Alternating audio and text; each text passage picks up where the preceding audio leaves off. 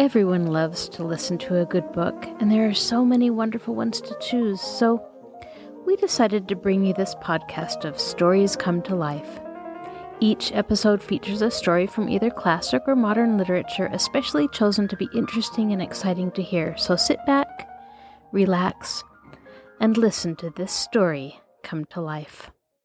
Welcome to Stories Come to Life. I am your host, Kathryn Lopez Luker. When dear Grandma Pike moved away, the girls wondered and wondered who their new neighbors would be. Finally they arrived. A man and his wife, a boy, a girl about the age of the 4 cottagers, a baby, and a dog. How wonderful it would be to have a new friend and a new baby to play with. But, oh, those Milligans! They are certainly not the kindly neighbors the girls hoped to have. Now sit back, relax, and listen to this story come to life. Dandelion Cottage by Carroll Rankin. Chapter 10. The Milligans. Up to the moment of Grandma Pike's departure, all their neighbors had been so pleasant that the girls were deceived into thinking that neighbors were never anything but pleasant. Although they felt not the slightest misgiving as to their future neighbors, they had hated to lose dear old Grandma Pike, who had always been as good to them as if she really had been their grandmother, and whose parting gifts, sundry odds and ends of dishes, old magazines and broken parcels of provisions, gave them occupation for many delightful days. In spite of the lasting pleasure of this unexpected donation, however, they could not help feeling that with Mr. Black away, Miss Blossom gone, Mrs. Pike living in another town, and only Mrs. Crane left, they were losing friends with alarming rapidity. Grief for the departed, however, did not prevent their taking an active interest in the persons who were to occupy the house next door, which Mrs. Pike's departure had left vacant. "I wonder," said Marjorie, pulling the curtain back to get a better view of the empty house, "what the new people will be like. It's exciting, isn't it, to have something happening in this quiet neighborhood? What did Grandma Pike say the name was?" "Milligan," replied Betty. "Kind of a nice name, isn't it?" asked Jean. "Yes," agreed Mabel, brightening suddenly. "I made up a long rhyme about it last night before I went to sleep. Want to hear it?" "Of course." "And this one really rhymes," explained Mabel importantly. Her verses sometimes lacked that desirable quality. So when they did rhyme, Mabel always liked to mention it. Here it is. "As soon as a man named Milligan got well, he always fell ill again. Ill again, ill—" Oh dear me, I can't remember how it went. There was a lot more, but I've forgotten the rest. "It's a great pity," said Marjorie dryly, "that you didn't forget all of it, because if there really is a Mr. Milligan, and if I ever see him, I'll think of that rhyme, and I won't be able to keep my face straight." "We must all be very polite to the Milligans," said considerate Betty, "and call on them as soon as they come. Mother always calls on new people. She says it makes folks feel more comfortable to be welcomed into the neighborhood. Mrs. Crane does it too. We're the nearest. Perhaps we ought to be the first." "I think," suggested Jean thoughtfully, "we'd better wait until they're nicely settled. They might not like visitors too soon. You know we didn't." "They're going to move in today," said Mabel. "Goodness, I wish they'd hurry and come. I'm so excited that I keep dusting the same shelf over and over again. I'm just wild to see them." It was sweeping day at the cottage when the Milligans' furniture began to arrive. But it looked very much as if the sweeping would last for at least 2 days, because the girls were unable to get very far away from the windows that faced west. These were the bedroom windows, and as there were only 2 of them, they were usually 2 heads at each window. "There comes the first load," announced Marjorie at last. "There's a high chair on the very top, so there must be a baby." "Oh, I'm so glad," said Betty. "I just love a baby." Two men unpacked the Milligans' furniture in the Milligans' front yard, and each load seemed more interesting than the one before it. It was such fun to guess what the big, clumsy parcels contained, particularly when the contents proved to be quite different from what the girls expected. "Somehow I don't think they're going to be very nice people," said Mabel. "I believe we're going to be disappointed in 'em." "Why, Mabel," objected Jean, "we don't know a thing about them yet." "Yes, I do. They're things. They don't look ladylike." "Oh, Mabel," laughed Marjorie, "you're so funny." "Perhaps," offered Jean, "the Milligans are poor, and their children have spoiled things." "No," insisted Mabel. "They've got some of the newest and shiningest furniture I ever saw, but I believe it's imitation." "Oh, Mabel," laughed Jean, "I hope you won't watch the loads when I move. For a girl that slept for 3 weeks on an imitation pillow, you're pretty critical." Presently, the Milligans themselves arrived. Mabel happened to be counting the buds on the poppy plants when they came.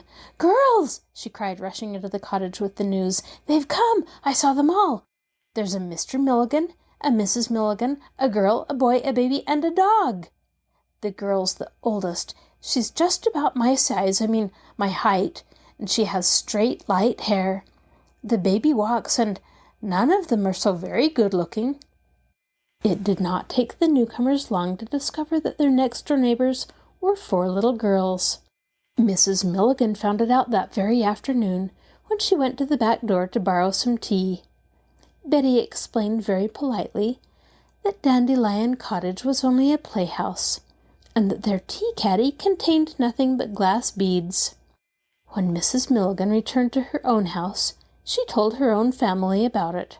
"You might as well run over and play with them, Laura," she said. "Take the baby with you. He's a dreadful nuisance under my feet. That'll be a real nice place for you both to play all summer." The girls received their visitors pleasantly, almost indeed with enthusiasm. But after a very few moments, they began to eye the baby with apprehension. He refused to make friends with them, but wandered about rather lawlessly, and handled their treasures roughly. Laura paid no attention to him, but talked to the girls. She seemed a bright girl and not at all bashful, and she used a great many slang phrases that sounded new and, as it must be confessed, rather attractive to the girls.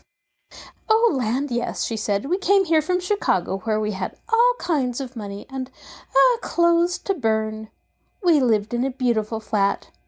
Pa just came over here to oblige Mr. Williams. He's going to clerk in Mr. Williams' store. Come over and see me. We'll be real friendly and have lots of good times together. I can put you up to lots of dodges. Say, this is a dandy place to play in. I'm coming over often." Jean looked in silence at Betty, Betty at Mabel, and Mabel at Marjorie. Surely such an outburst of cordiality deserved a fitting response, but no one seemed able to make it. "Do," said Jean finally, but rather feebly. "We'd be pleased to have you." Except for a few lively but good-natured squabbles between Marjorie, who was something of a tease, and Mabel, who was Marjorie's favorite victim, the little mistresses of Dandelion Cottage had always played together in perfect harmony. But with the coming of the Milligans, everything was changed. To start with, between the Milligan baby and the Milligan dog, the girls knew no peace.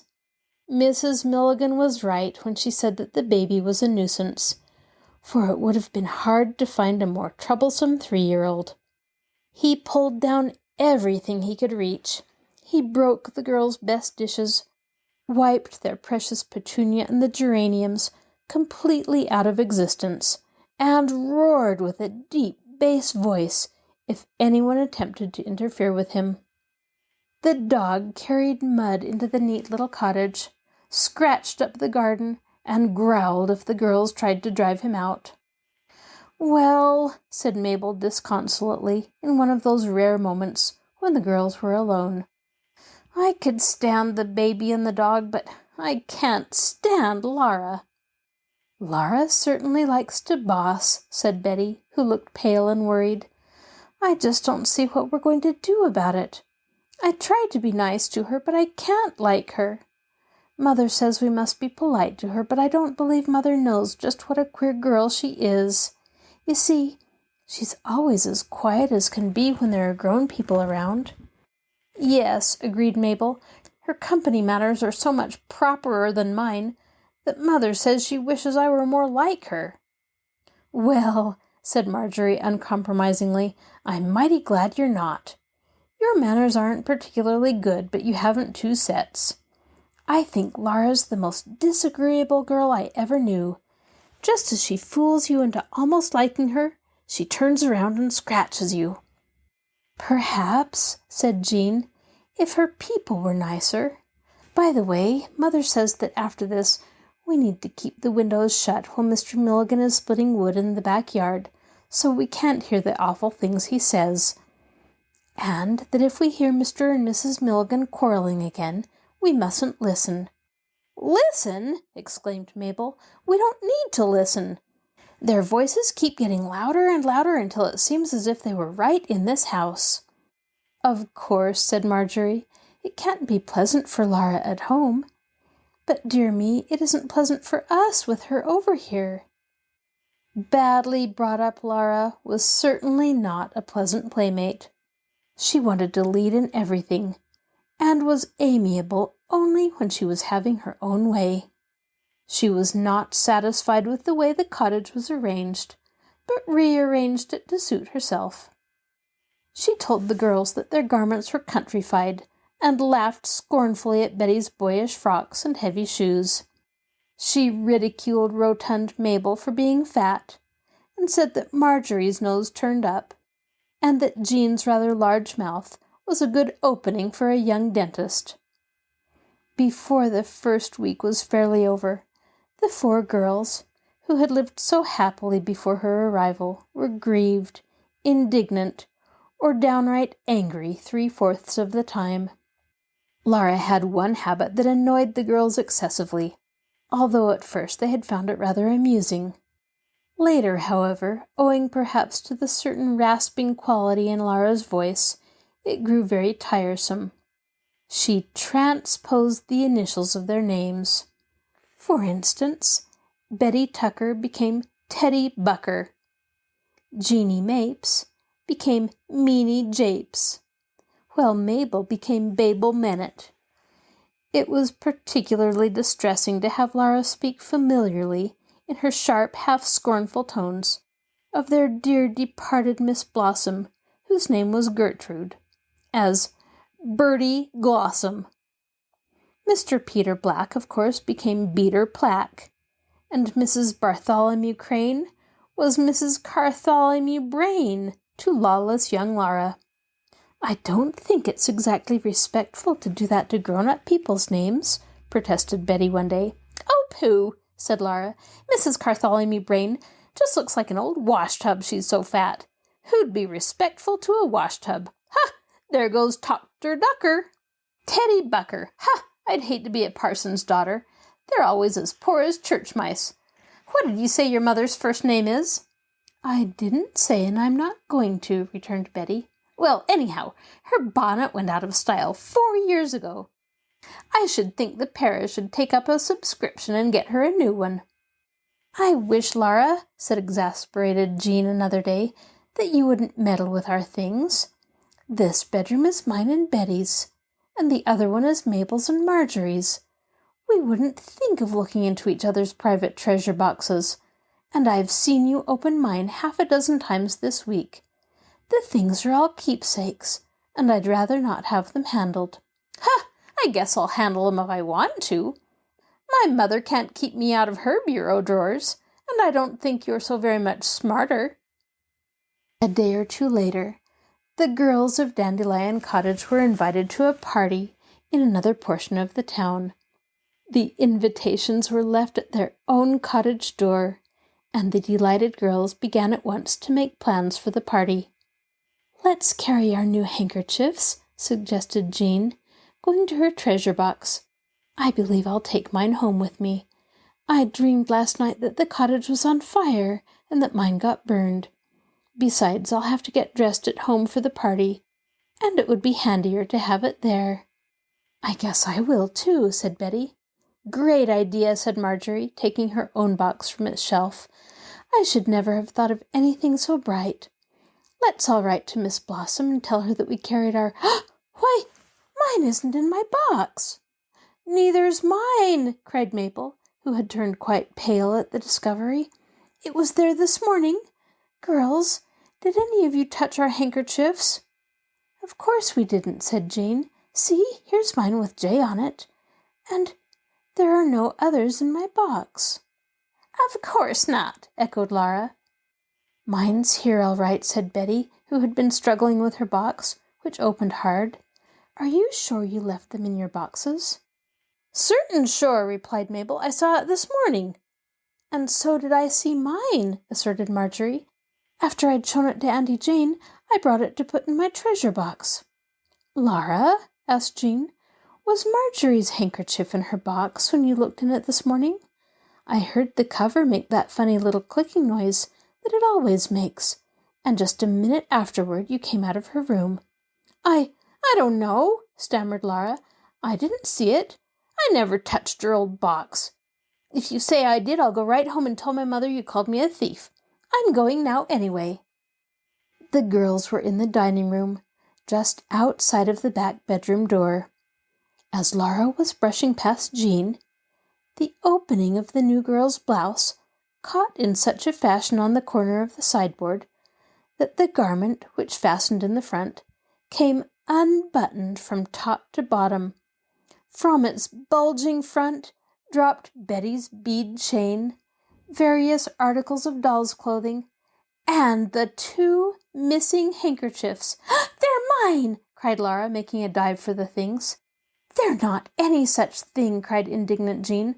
"I made that doll's dress myself, and I know the lace on those handkerchiefs." "They're my mother's," protested Laura. "I took 'em out of her drawer."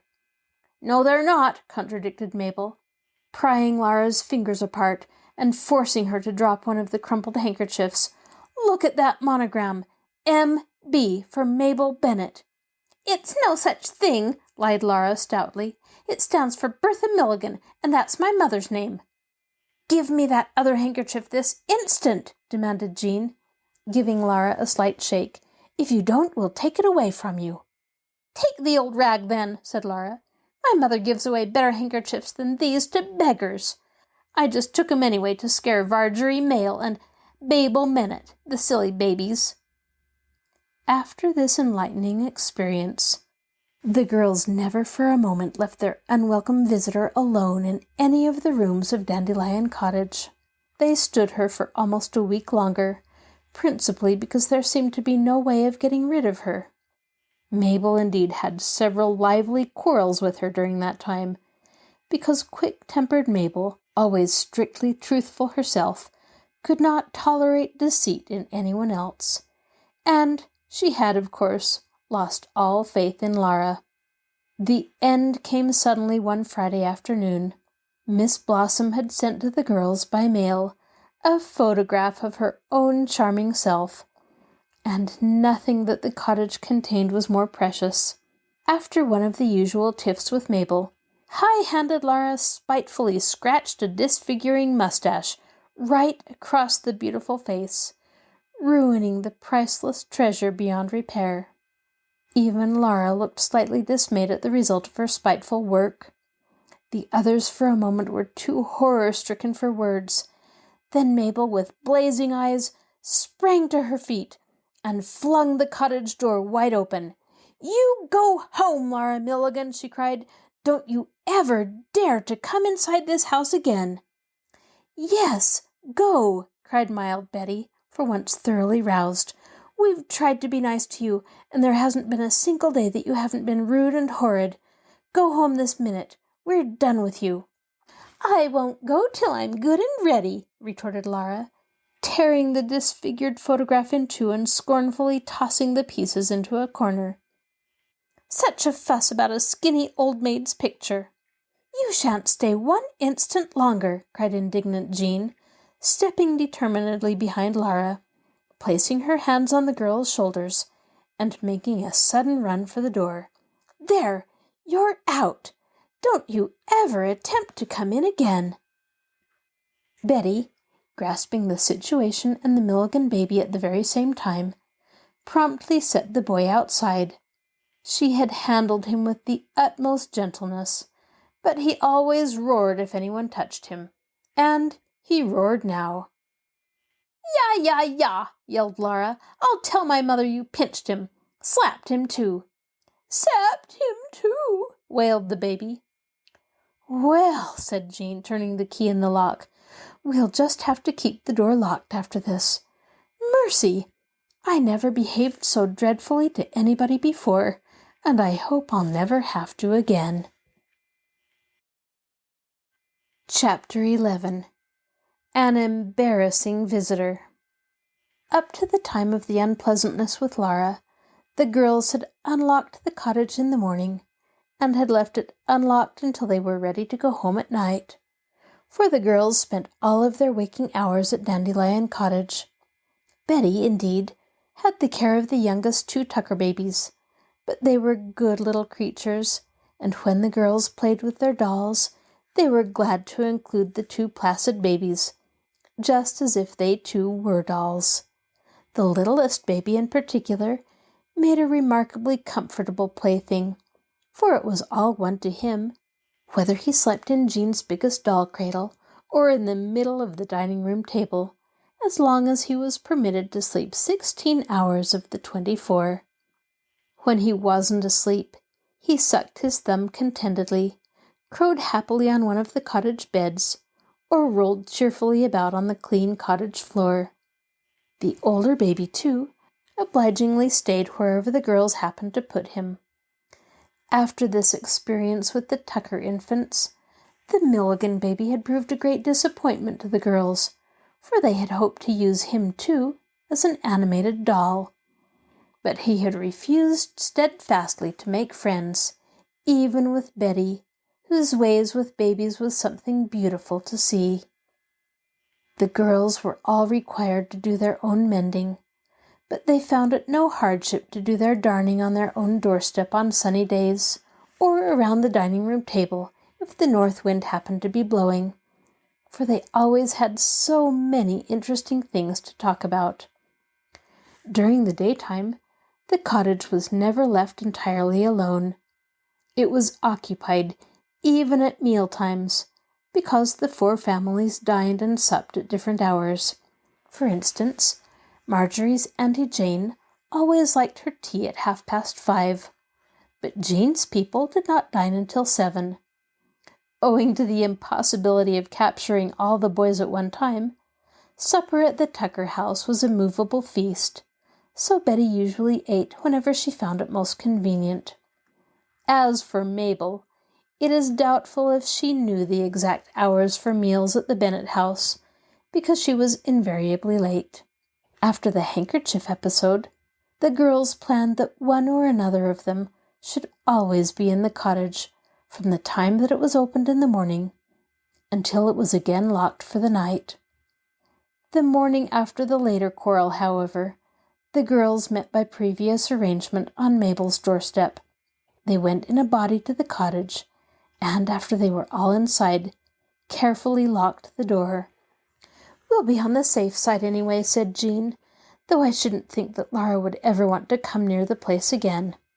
"Oh, she'll come fast enough," said Mabel. "She's cheeky enough for anything. Do you suppose she told her mother about it? She said she was going to." "Of course not," said Marjorie. "She was always threatening to tell her mother, but nothing ever came of it. If she told her mother half the things she said she was going to, she wouldn't have had time to eat or sleep." It was hopeless, the girls had decided, to attempt to mend the ruined photograph.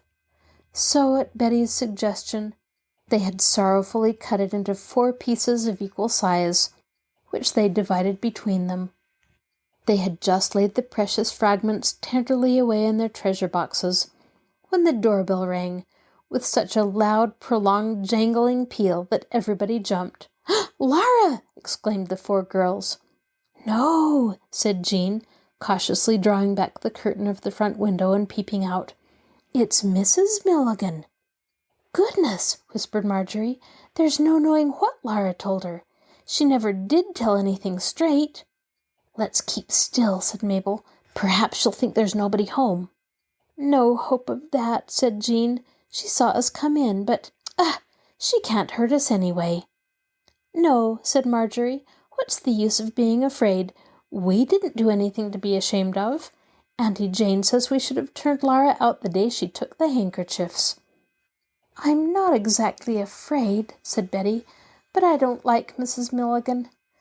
Still, we'll have to let her in, I guess. A second vigorous peal at the bell warned them that their visitor was getting impatient. You're the biggest and most dignified, said Marjorie, giving Jean a shove. You go. Don't ask her in if you can help it, warned Betty in a pleading whisper. The doorbell sounds as if she didn't like us very well. But the visitor did not wait to be asked to come in. The moment Jean turned the key, the door was flung open, and Mrs. Milligan brushed past the astonished quartet and sailed into the parlor, where she seated herself bolt upright on the cozy corner. I'd like to know, demanded Mrs. Milligan in a hard, cold tone that fell unpleasantly on the cottagers' ears, if you consider it ladylike for 4 great overgrown girls to pitch into one poor innocent child and a helpless baby. Your conduct yesterday was simply outrageous. You might have injured those children for life, or even broken the baby's back. Broken the baby's back? Gasped Betty in honest amazement. Why, I simply lifted him with my 2 hands and set him just outside the door. I never was rough with any baby in all my life. I happen to know on excellent authority, said Mrs. Milligan, that you slapped both of those helpless children and threw them down the front steps. Lara was so excited about it that she couldn't sleep, and the baby cried half the night. We fear that he's injured internally. Nobody here injured him, said Mabel.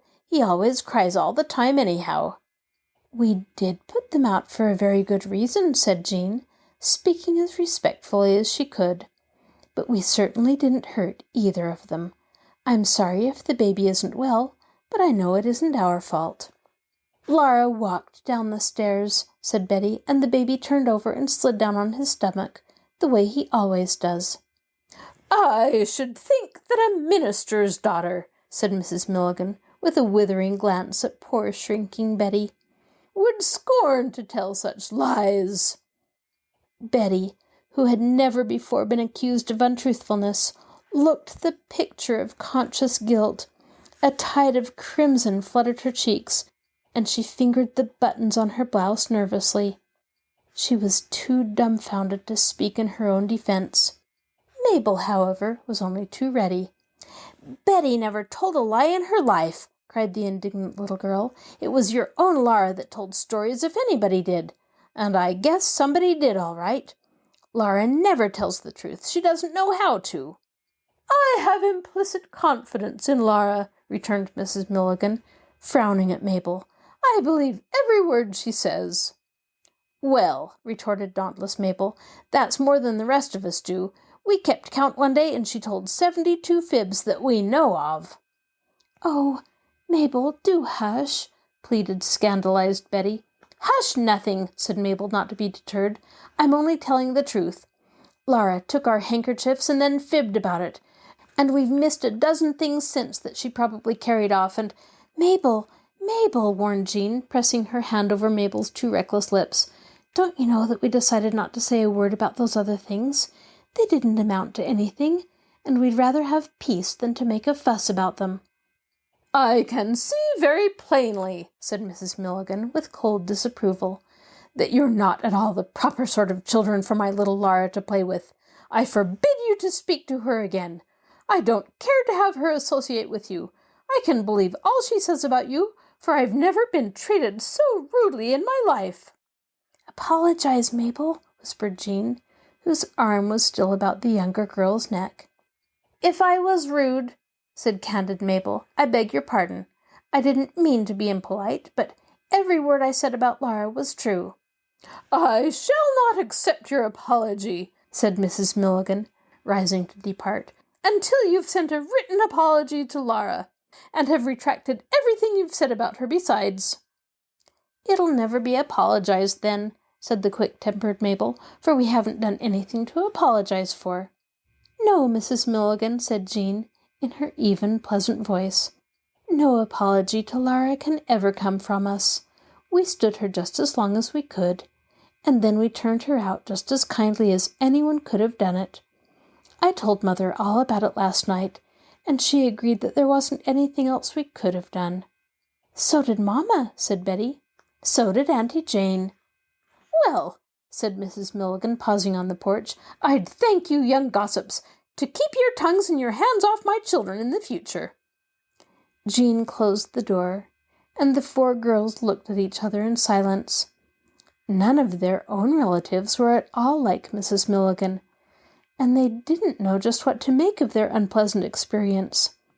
At last, Marjorie gave a long sigh.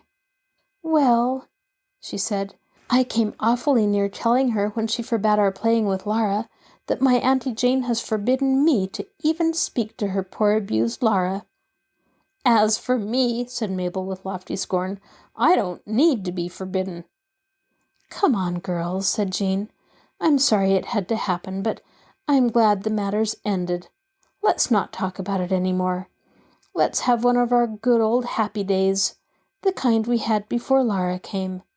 "I'll tell you what let's do," said Betty. "We'll each write out a bill of fare for Mr. Black's dinner party, and we'll see how many different things we can think of. In that way, we'll be sure not to forget anything." "But the Milligans," breathed Marjorie, promptly seeing through Betty's tactful scheme. The Milligan matter, however, was not by any means ended. It was true that the girls paid no further attention to Laura, but this did not deter that rather vindictive young person from annoying the little cottagers in every way that she possibly could, although she was afraid to work openly. As Laura knew, the girls took great pride in their little garden. Betty's good-natured big brother Rob had offered to take care of their tiny lawn, and he kept it smooth and even. The round pansy bed daily yielded handfuls of great purple, white, or golden blossoms.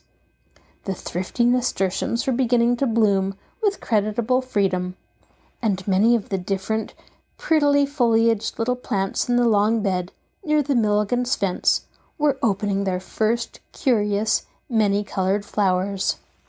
Some of the vegetables were positively getting radishes and carrots on their roots, as Betty put it.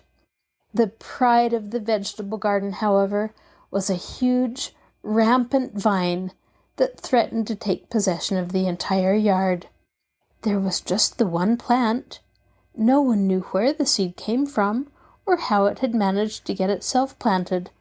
But there it was, close beside the back fence. For want of a better name, the girls called it the accident, and they expected wonderful things from it when the great yellow trumpet-shaped flowers should give place to fruit, although they didn't know in the least what kind of crop to look for. But this made it all the more delightful. "Perhaps it'll be pumpkins," said Jean. "I guess I'd better hunt up a recipe for pumpkin pie, so as to be ready when the time comes." "Or those funny pale green squashes that are scalloped all around the edge like a dish," said Marjorie. "Or cucumbers," said Betty. "I took Mrs. Crane a leaf one day, and she said it might be cucumbers." "Or watermelons," said Mabel. Wouldn't it be grand if it should happen to be watermelons?" "What I'm wondering is," said Jean, "whether there's any danger of the vines going around the house and taking possession of the front yard, too. I could almost believe that this was a seedling of Jack's beanstalk, except that it runs on the ground instead of up." "If it tries to go around the corner," laughed Betty, "we'll train it up the back of the house. Wouldn't it be fun to have pumpkins or squashes or cucumbers or melons, or maybe all of them at once, growing on our roof?" The day after Mrs. Milligan's visit, Laura, who was not invited to the party, and who found time heavy on her hands, watched the girls, after stopping for Marjorie, set out in their pretty summer dresses to spend the afternoon at a young friend's house. Laura gazed after them enviously. There was no reason why she should have been invited, for she had never met the little girl who was giving the party, but she didn't think of that. Instead, she foolishly laid the unintentional slight at the little cottager's door. Mrs. Milligan was sewing on the doorstep, and had given Laura a dish towel to hem. Saying something about hunting for a thimble, Laura went to the kitchen and took the bread knife from the table drawer, stole quietly out of the back door, and slipped between the bars of the back fence. Reaching the splendid vine that the girls loved so dearly, she parted the huge rough leaves until she found the spot where the vine started from the ground. First looking about cautiously to make certain that no one was in sight, spiteful Laura drew the knife back and forth across the thick stem until, with a sudden sharp crack, the sturdy vine parted from its root. 2 minutes later, Laura, looking the picture of propriety, sat on the Milligans' doorstep, hemming her dish towel. Of course, when the girls made their next daily excursion about their garden, they were almost broken-hearted at finding their beloved vine flat on the ground, all withered and dead. "Oh," mourned Marjorie, "now we'll never know what the accident was going to bear, pumpkins or squashes or—" "Yes," said Mabel, who was blinking hard to keep the tears back. "That's the hardest part of it. It was cut off in its prime. Oh dear, I'm going to cry." "What could have done it?" asked Betty, who was not far from following Mabel's example. "Has anyone stepped on it?" "Perhaps a potato bug ate it off," suggested Jean. "A 2-legged potato bug, I guess," said Marjorie, who had been examining the ground closely. "See, here are small sharp heel prints close to the root." "Whose handkerchief is this?" asked Mabel, picking up a small, tightly crumpled ball and unrolling it gingerly. "There's a name on it, but my eyes are so teary I can't make it out." "It looks like Milligan," said Betty, turning it over, "but we can't tell how long it's been here." "Horrid as she is," said charitable Jean, "it doesn't seem as if even Laura would do such a mean thing. I can't believe it of her." "I can," said Mabel. "If she had a squash vine or a pumpkin vine, I'd go straight over and spoil it this minute." "No, no," said Jean. "We mustn't be horrid just because other folks are. We won't pay any attention to her. We'll just be patient." The girls found 4 small, green, egg-like objects growing on the withered vine. They cut them off, and these too were laid tenderly away in their treasure boxes. "When we get old," said Mabel tearfully, "we'll take 'em out and tell our grandchildren all about the accident." But even this prospect did not quite console the girls for the loss of their treasure. For the next few days, Laura remained contented with doing on the sly whatever she could do to annoy the girls. One evening, when the girls had gone home for the night, and while her mother was away from home, Laura threw a brick at one of the cottage windows, breaking a pane of glass. Reaching in through the hole, she scattered handfuls of sand on the clean floor that the girls had scrubbed that morning. Another night, she emptied a basket full of potato parings on their neat front porch and daubed molasses on their doorknob. Mean little tricks, prompted by a mean little nature. It wasn't much fun, however, to annoy people who refused to show any signs of being annoyed, and presently Laura changed her tactics. Taking a large bone from the pantry one day, when the girls were sitting on the doorstep, she first showed it to Towser, the Milligan dog, and then threw it over the fence into the very middle of the pansy bed. Of course, the big clumsy dog bounded over the low fence after the bone, crushing many of the delicate pansy plants. After that, at regular intervals, Lara threw sticks and other bones into the other beds, with very much the same result. The next time Rob cut the grass, he noticed the untidy appearance of the beds and asked the reason. The girls explained. "I'll shoot that dog if you say so," offered Rob with honest indignation. "No, no," said Betty. "It isn't the dog's fault." "No," said Jean. "We're not sure that the dog isn't the least objectionable member of the Milligan family." "How would it do if I licked the boy?" asked Rob. "It wouldn't do at all," replied Betty. "He works somewhere in the daytime, and never even looks in this direction when he's home. He's afraid of girls." "Then I guess you'll have to grin and bear it," said Rob, moving off with the lawnmower, "since none of my remedies seem to fit the case." Chapter 12. A Lively Afternoon. It happened that Mrs. Milligan was obliged to spend a long afternoon at the dentist's, leaving Lara in charge of the house. Unfortunately, it happened, too, that this was the day when the sewing society met, and Mrs. Tucker had asked Betty to stay home for the afternoon, because the next to youngest baby was ill with a croupy cold and could not go out of doors to the cottage. Devoted Jean offered to stay with her beloved Betty, who gladly accepted the offer. Before going to Betty's, however, Jean ran over to Dandelion Cottage to tell the other girls about it. "Mabel," asked Jean a little doubtfully, "are you quite sure you'll be able to turn a deaf ear if Lara should happen to bother you? I'm half afraid to leave you two girls here alone." "Oh, you needn't be," said Mabel. "I wouldn't associate with Lara if I were paid for it. She isn't my kind." "No," said Marjorie, "you needn't worry a mite. We're going to sit on the doorstep and read a perfectly lovely book that Auntie Jane found at the library. It's one that she liked when she was a little girl. We're going to take turns reading it out loud."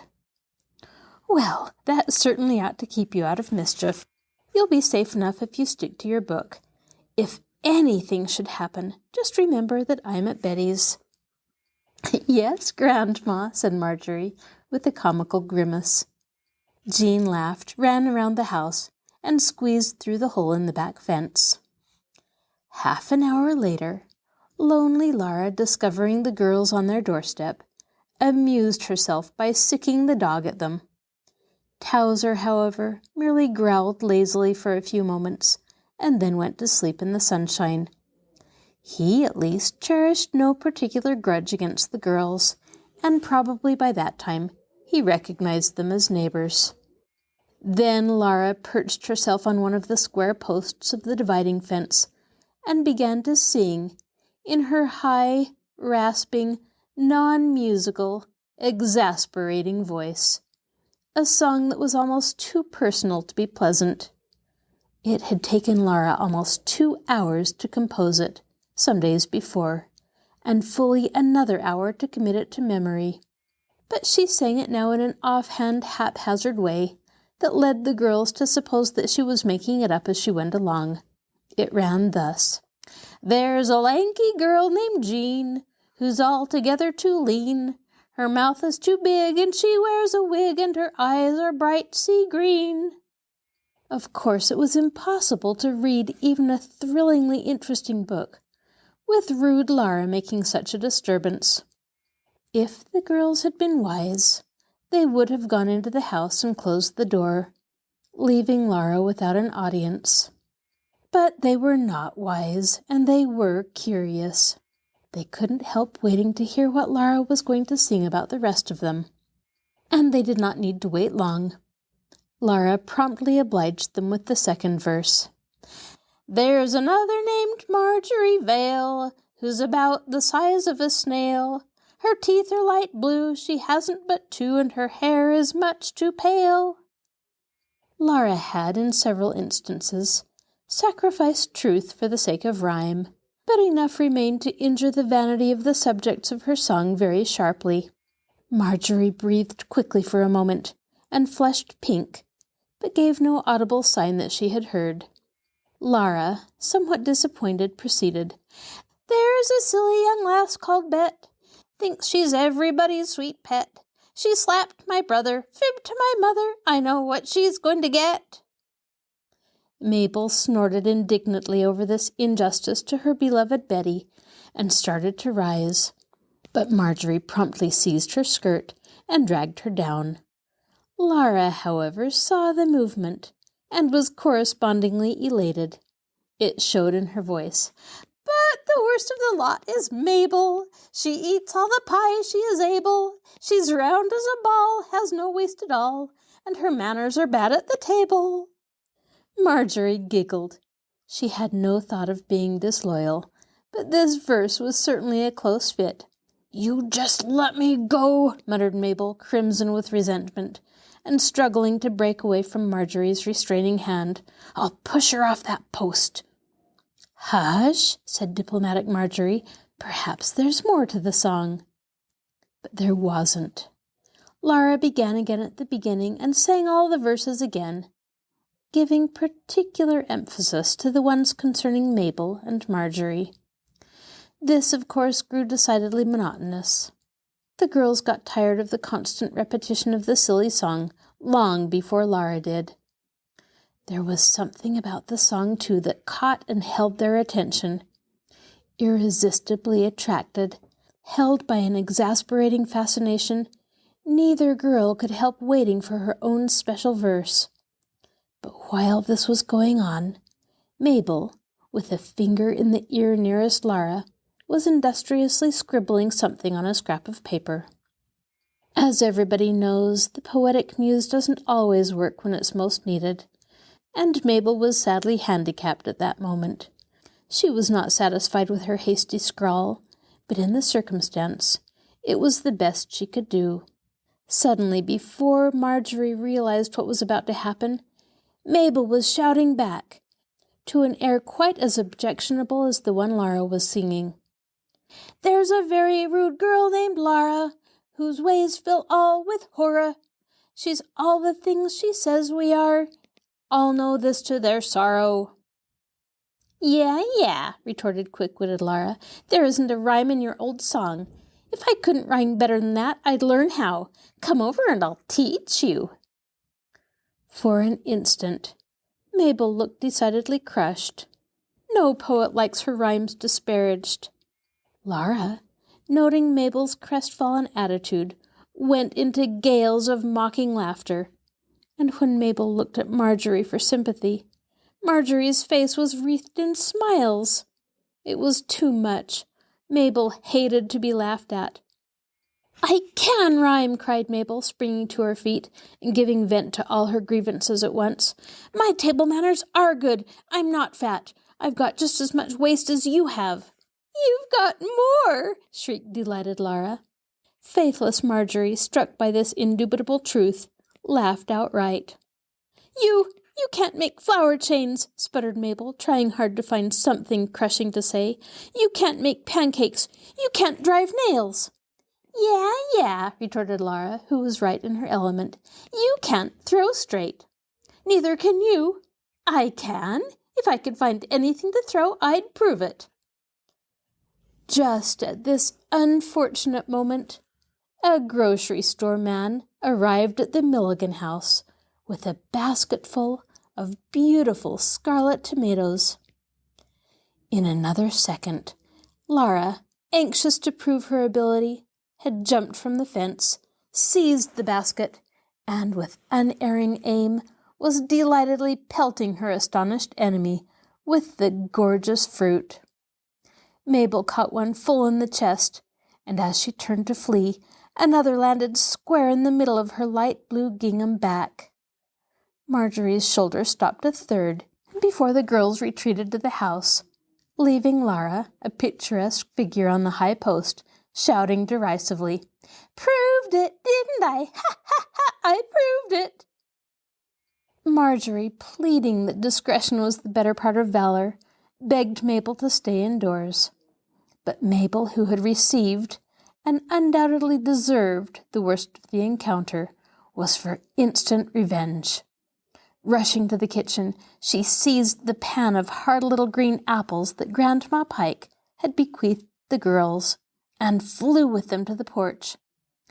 Mabel's first shot took Laura by surprise and landed squarely between her shoulders. Mabel was surprised too, because throwing straight was not one of her accomplishments. She hadn't hoped to do more than frighten her exasperating little neighbor.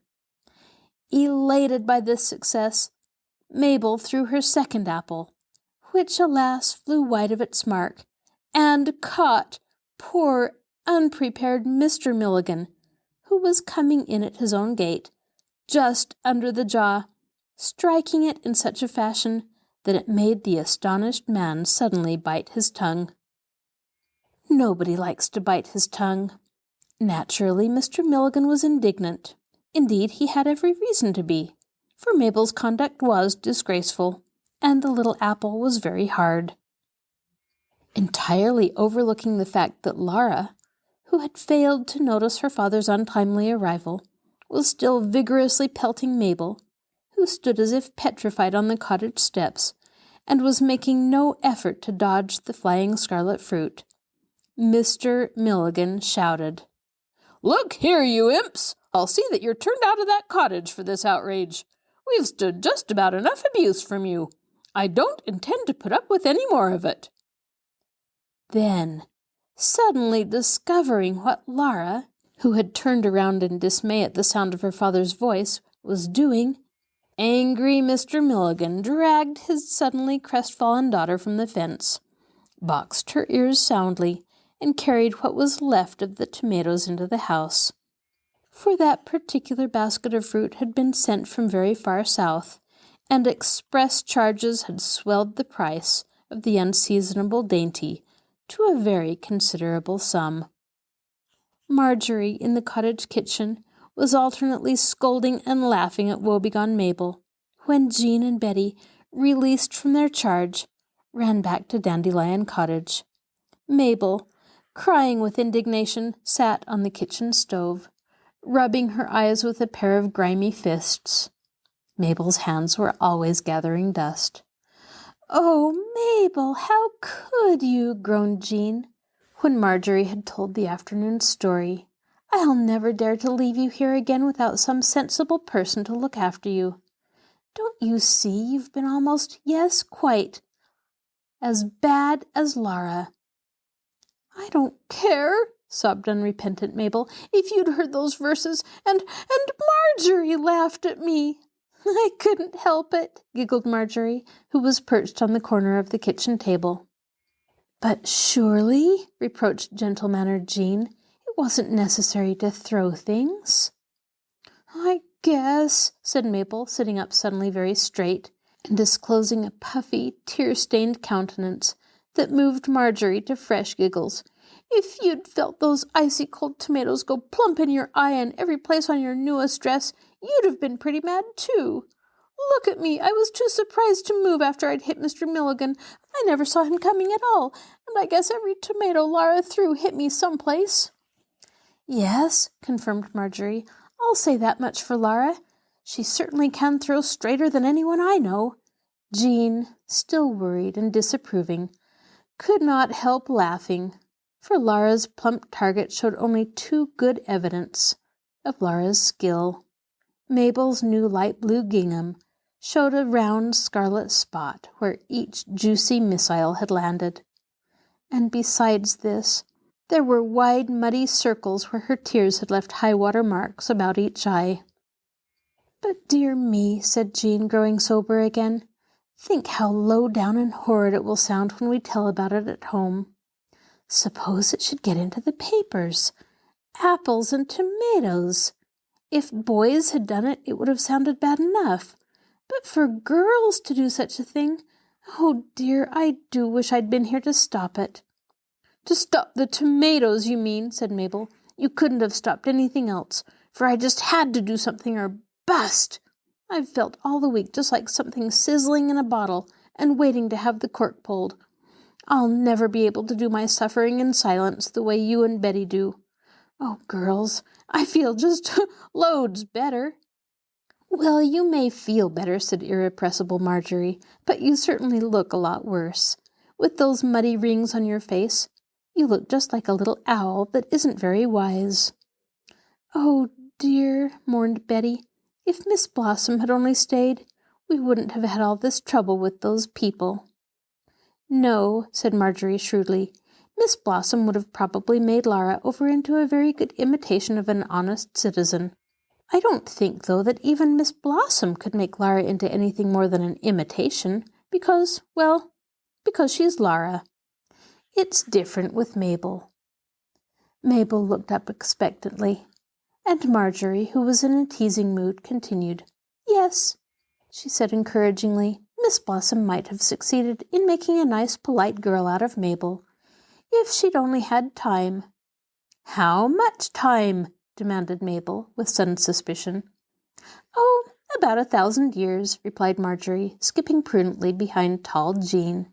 "Never mind, Mabel," said Betty, who always sided with the oppressed, slipping a thin arm about Mabel's plump shoulders. "We like you pretty well anyway, and you've certainly had an awful time."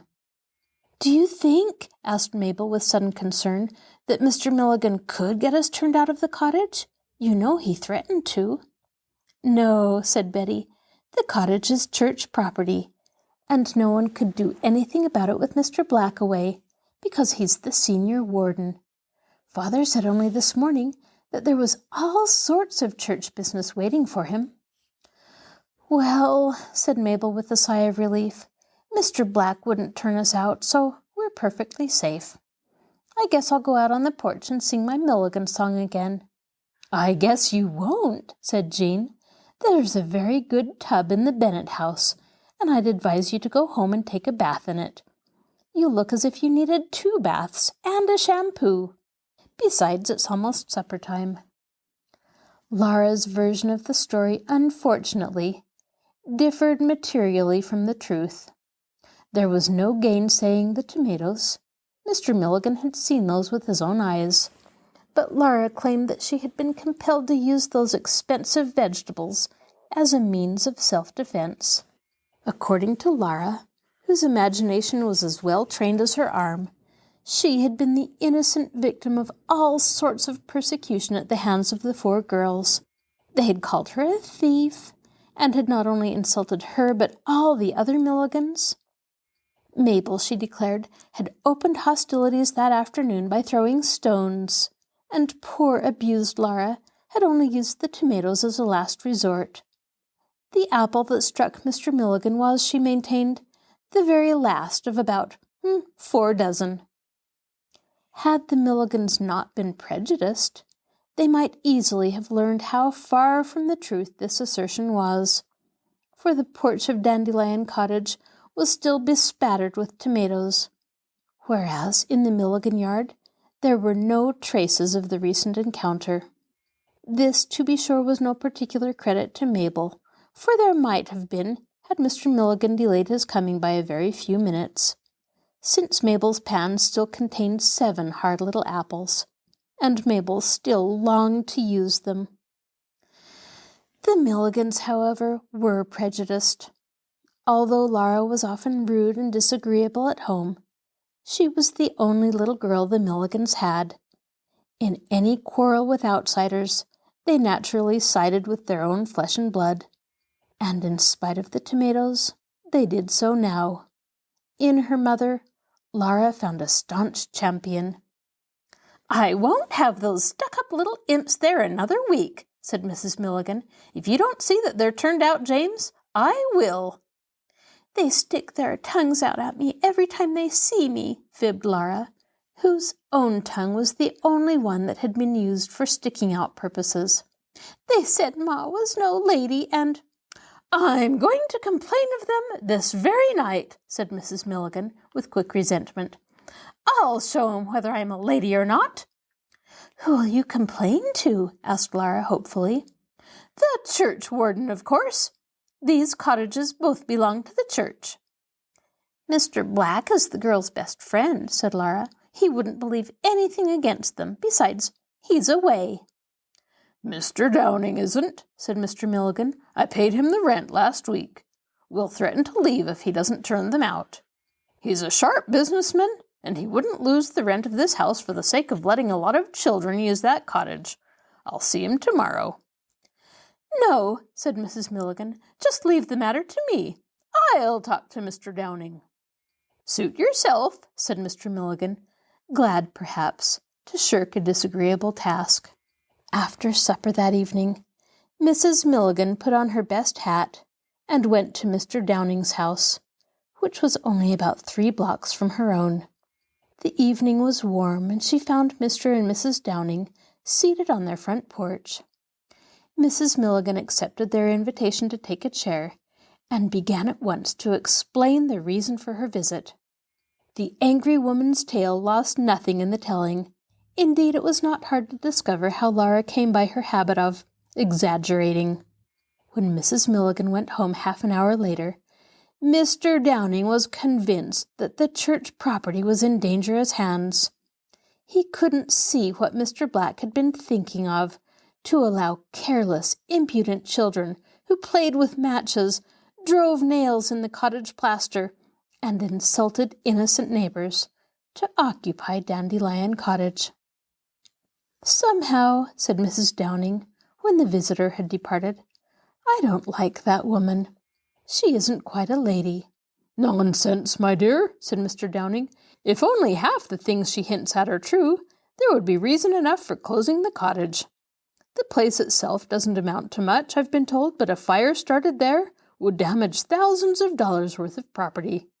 Besides, there's the rent from the house those people are in. We don't want to lose that, you know. Still, there are always tenants. Not at this time of year. I'll look into the matter as soon as I can find time. Remember, said Mrs. Downing, thinking of Mrs. Milligan's rasping tones, that there are 2 sides to every story.